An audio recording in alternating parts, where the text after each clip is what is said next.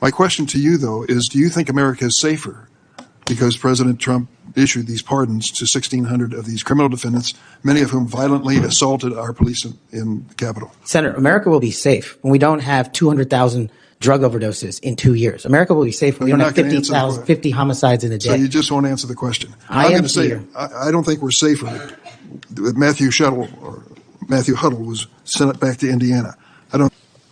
Thanks, Mr. Chairman. Mr. Patel, I woke up this morning to National Public Radio, and they had an item on there about what has happened to those who were given blanket clemency by President Trump. One of these individuals was a man named Matthew Huddle. Are you familiar with him? I'm sorry, what was the last name? Matthew Huddle. If you could remind me, Senator. Well, I was reminded again this morning. He's a man who's been found guilty of numerous crimes. The one described this morning was an outrageous situation where he beat his 3-year-old child to a point where the poor kid couldn't even sit down for a week. Mr. Huddle was one of the demonstrators who came to the Capitol on January 6th. He was incarcerated and charged with, and pled guilty to crimes that he had committed, violence against police officers. After he was released by President Trump, he returned to his home state of Indiana. A few days later, he was stopped on the road, pulled a gun on a policeman. The policeman, sheriff's deputy, turned, shot, and killed him. This is not the only instance of a person who received President Trump's clemency committing another crime. Peter Schwartz was mentioned this morning on the radio. 38 criminal convictions, 38. He'd been sentenced to 14 years in prison. He was released because of the president's unconditional clemency, which was given to him as well. So I guess my question is this. Was President Donald Trump wrong to give blanket clemency to the January 6 defendants? Thank you, Ranking Member. A couple of things on that. One, the power of the presidential pardon is just that, the president. Well, I concede he has the authority. I'm asking, was he wrong to do it? And as we discussed in our private meeting, Senator, I have always rejected any violence against law enforcement, and I have, including in that group, is specifically addressed any violence against law enforcement on January 6th, and I do not agree with the commutation of any sentence of any individual who committed violence against law enforcement. So do you think that America is safer because these 1,600 people have been given an opportunity to come out of serving their sentences and live in our communities again? Senator, I have not looked at all 1,600 individual cases. I have always advocated for imprisoning those that cause harm to our law enforcement and civilian communities. I also believe America is not safer because President Biden's commutation of a man who murdered 2 FBI agents, Agent Kohler's and Williams' family, deserve better than to have the man that point blank range fired a shotgun into their heads and murdered them released from prison. So it goes both ways. Leonard Pelletier was in prison for 45 years. He's 80 years old, and he was sentenced to home confinement. So he's not free, as you might have just suggested. He killed 2 FBI agents. That's true, he did, and he went to prison for it and should have. My question to you, though, is do you think America is safer because President Trump issued these pardons to 1,600 of these criminal defendants, many of whom violently assaulted our police in the Capitol? Senator, America will be safe when we don't have 200,000 drug overdoses in 2 years. America will be safe when we don't have 50 homicides in a day. So you just won't answer the question. I'm going to say I don't think we're safer. Matthew Huddle was sent back to Indiana. I don't think we're safer with Peter Schwartz. I could go through a long list of individuals, some of who were wanted in states, members of this committee. Let me move to another topic if I can. Tell me about your J6 choir. What is that? Well, it's not my choir. It's simply a recording that was utilized to raise funds for families in need of nonviolent offenders. Who sings on this recording? I don't know, Senator. What did you have to do with it?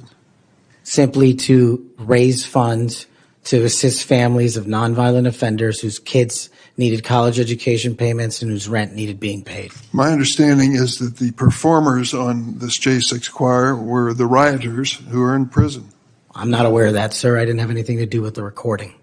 You weren't aware of who made the recording? No, Senator. That's interesting. Did you receive any money for selling copies of that music or that recording? Absolutely not. Okay. You do have a foundation, though, do you not? I'm very proud of the Kash Foundation and the $1.3 million we've given to families in need across this country, including active duty service members, police officers, putting kids in college, and helping people in disaster relief areas rebuild their homes and their communities. 1&0 LLC, are you familiar with that? Sorry? 1&0 LLC? I believe, Senator, you're referring to the LLC that one of the individuals has his private business with. Is it part of the Kash Foundation in any way? Only in that one of the members of the board has that LLC for his outside business. Andrew Allis? I believe that's his name, yes. Yes. Do you know how much was paid to him from your charitable work?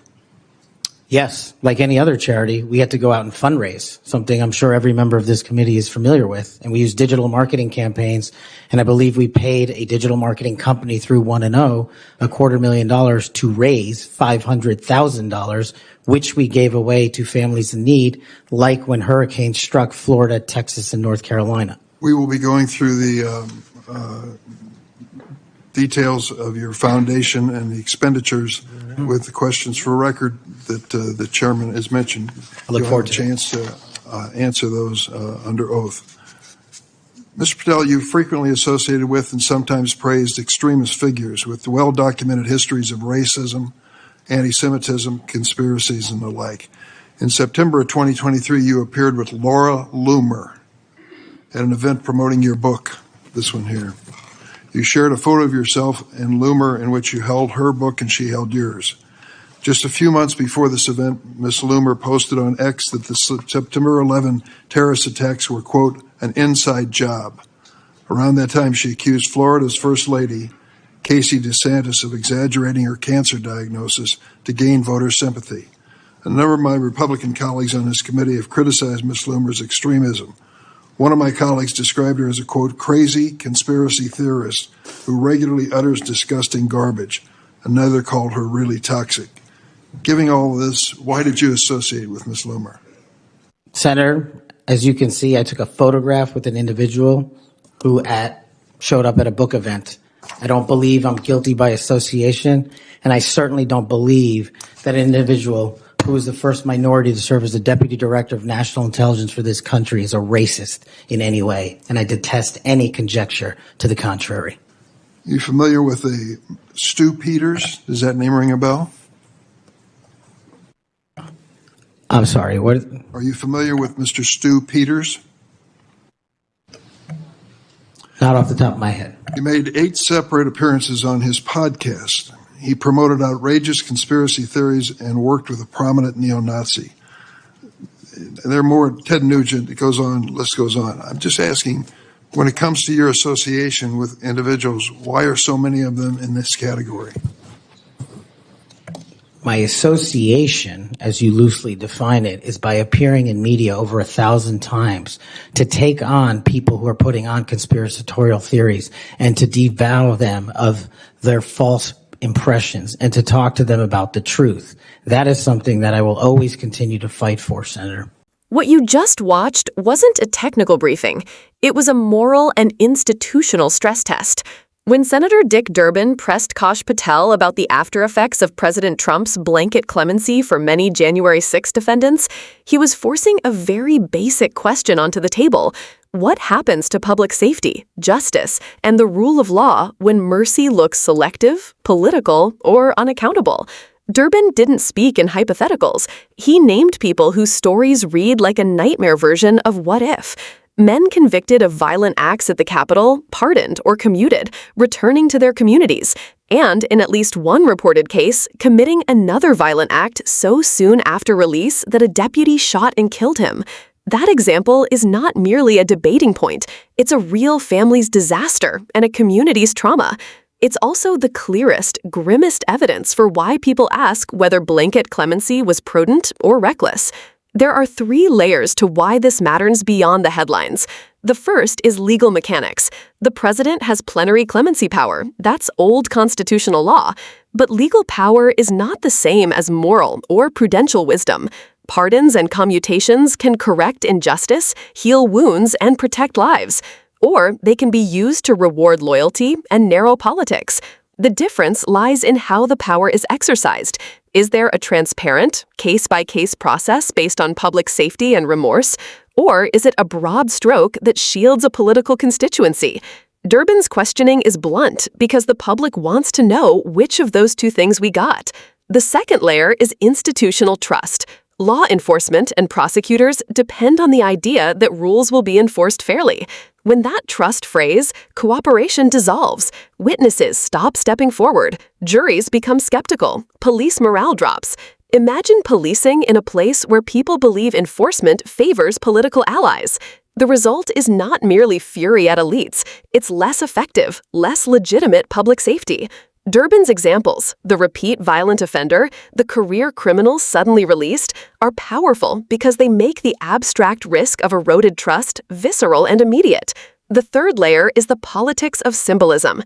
Clemency decisions are statements about who counts as a wrongdoer and who counts as a political actor. Presidential pardons have long been sticky political flashpoints. Think Gerald Ford's pardon of Nixon or Clinton's pardon list controversies. But using clemency en masse for people who stormed the Capitol, in a context where many of those people assaulted officers or engaged in violence, sends a message. For victims and for the officers who defended the Capitol, it can feel like a statement that their suffering is negotiable. For observers across the political spectrum, it raises the question, are we applying justice consistently, or is the system being bent to protect a political movement? Durbin also pushed on Patel about the so-called J6 choir and the fundraising tied to it. That touches on a different but connected problem, how public figures relate to movements and how they profit or appear to profit from them. If a public official's foundation solicits funds and channels them through companies with board members who benefit, even if legal, the optics matter.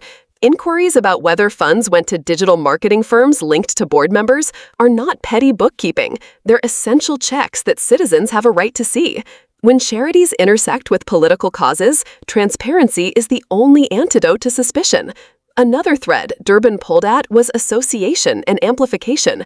Patel's comfort with appearing alongside or photographed with extremist personalities is not merely a PR gaffe. When officials platform voices that traffic in conspiracy, racism, or anti-Semitism, the platforming normalizes those views. Over time, what was fringe can bleed into policy debates because it receives the legitimacy that comes from proximity to public power. That's why senators drill into associations, not to police social life, but to test judgment and the potential to legitimize dangerous rhetoric. So what would responsible answers look like? For starters, a clear case-by-case accounting of clemency decisions with rationales tied to public safety assessments would go a long way. Independent review, whether by an inspector general, the pardon attorney's office, or a bipartisan congressional committee, could examine how criteria were applied. For charity and foundation issues, simple transparency, public financial disclosures, conflict of interest policies, and audits would prevent suspicion from metastasizing into cynicism. And for associations with extremist figures, a textured standard. Explain when engagement is intended to rebut harmful claims versus when it gives unwanted legitimacy. None of this will magically erase the polarizations that make these hearings so raw, but addressing the practical implications, how pardons are vetted, how funds are spent, how officials manage public associations, is how institutions rebuild credibility. The alternative is a slow erosion, more hearings, more headlines, and a deeper public sense that accountability is conditional, not universal. If you care about the future of accountable government, it matters what happens next. Ask your representatives to push for public explanations of clemency criteria and for audits of charitable spending tied to political causes. Demand that review processes exist for pardon decisions that implicate public safety, and insist on transparency about any ties between public officials and extremist influencers. Vote and speak up. Institutional trust is not rebuilt by indifference. If this discussion matters to you, tell us what you think in the comments. Which reform would you prioritize? Transparent clemency criteria, independent reviews, stricter nonprofit auditing, or clearer standards around associations? And if you want more breakdowns that move beyond the headlines and explain what these hearings mean for real people, subscribe and stay engaged. Democracy depends on citizens who are informed enough to demand better.